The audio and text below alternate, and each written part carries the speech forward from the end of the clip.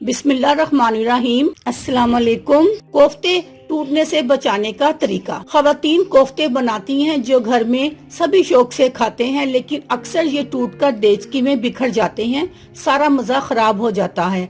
आज हम आपको ऐसी टिप बताने जा रहे हैं जिससे कोफ्ते नहीं टूटेंगे और जायका भी बरकरार रहेगा। तो चलते हैं टिप की जानिब। नंबर 1, कोफ्ते का अमेजा बनाते हुए इसमें थोड़े चने पीस कर डाल लें या फिर अमेजे में जरा सा खशखाश भूनकर शामिल कर लें। नंबर 2, फिर हथेली पर हल्का सा तेल लगाकर कोफ्ते बनाएं और ट्रे में रखती जाएं। नंबर 3, कोफ्ते बनाने और सालन में शामिल करने से पहले इन्हें ठंडा जरूर कर लें। नंबर 4, ये टूटकर सालन में नहीं बिखरेंगे। अल्लाह हाफिज।